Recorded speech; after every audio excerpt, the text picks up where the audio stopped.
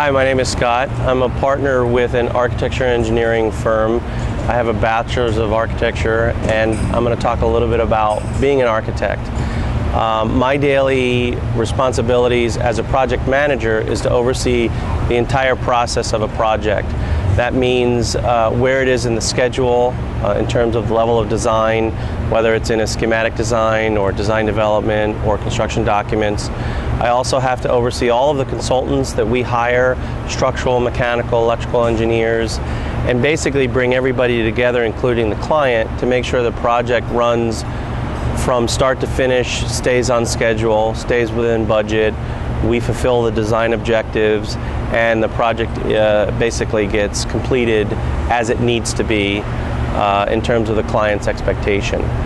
Generally, like most projects, the architecture industry is not a 9-to-5 industry, so my day usually starts at around 8:30 and can end anywhere from 6:30 to midnight, depending on my deadlines that day or that week.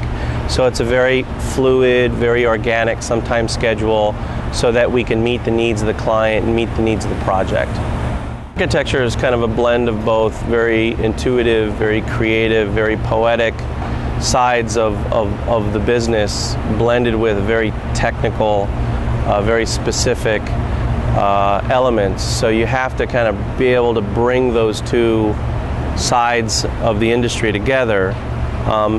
Usually my day starts with sitting down with the team, talking about where we are with the project, going through what our objectives are for that day, for that week, what our next critical milestone is. I usually then get into communication with our clients. Generally, most clients, depending on the complexity of the project, expect to hear from you and to give them a status update on where the project is, sometimes daily, sometimes once or twice a week. And that either is done over the phone, usually can be done by email, but usually the expectations are it's a face-to-face meeting where we show them the progress of the drawings, we show them where we're at, we talk them any challenges or issues that we have to overcome, and that usually is very, very time consuming. So that can easily take not only the day, but multiple days to get through. But we usually, in the morning, try to figure out what our objectives are by the end of the day, by the end of the week, and then we monitor that progress to make sure that we get through it every day. So, stress level can be pretty significant depending on the kind of person you are, because the expression, 50 balls in the air is generally what an architect has to deal with. He's got a lot of responsibility, certainly at the project management level, to deal with the design, to deal with the technical issues, to deal with the contractual issues, to deal with making sure that you're meeting the deadlines and getting the level of work that you need to be the type of person that you can empower and inspire the staff that works with you to be as dedicated and as passionate as you are with the work that you do. And again, you're blending very intuitive, creative, organic, very design-related issues with very specific technical issues in terms of structural engineering and mechanical engineering and that side, making sure it meets code, so forth and so on. So the stress level can get pretty intense, but you think you have to be the kind of person that can handle that really well so it doesn't consume you.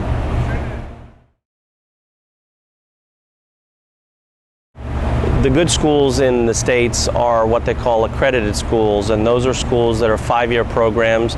Some of them include a year abroad, which are great schools to get involved with. But usually a Bachelor's of Architecture is a 5-year program. You can also move on to do a master's program as well, which is usually at least a year, depending on what your undergrad is. And then you intern at an architecture engineering firm for anywhere from 3 to 5 years, depending on the level of involvement that you're in before you're ready to sit for the license.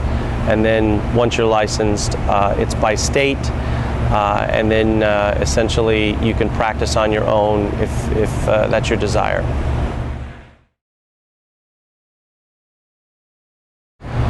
The best part of the job is just that you're creating something that's a huge impact on human life. You're creating public spaces, you're creating buildings, our built environment. You actually get to see, touch, and feel what you build.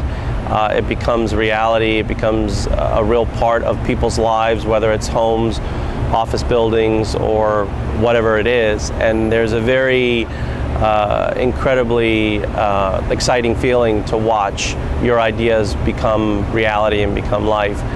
I think the worst part about it is it's an extraordinary commitment of time and energy and effort. And there are a lot of projects that architects work on that never get built, and they become paper projects. They don't become real, which is a reality that happens often.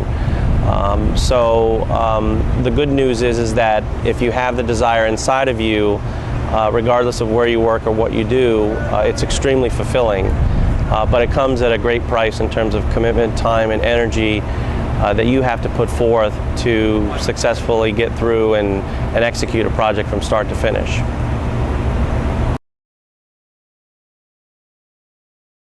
The best advice that I can give is what I did when I was in high school, which was between my junior and senior year, I took what was called a pre-architecture program at Cornell University. Most schools of architecture offer these summer programs. They're generally 6 weeks, and they give you a very accurate impression of the commitment that you'll need to be able to get through school. Typically, a freshman class will basically be reduced almost 50% from the time that they start school to the time that their 5 years is done and they're ready to get their diploma and move on. So you really have to know what you're getting yourself into. At the same time, regardless of your strength, if your strength is design and creativity, or if your strength is more on the technical side, it's important to spend your time exploring both in terms of drafting and sketching, in terms of brushing up on structural engineering, in terms of just understanding and having good basis in math. I always tell people in the summertime, if they can take an art program, regardless of that program, if it's creative writing, if it's sketching, whatever it might be, to definitely take advantage of that, because those do make a big difference. Ultimately, as an architect, the number one thing that you have to be is a problem solver, and a very creative problem solver. The more courses that you can take to challenge and teach yourself to solve problems, the better you'll be in terms of being able to tackle the responsibilities that comes with being an architect.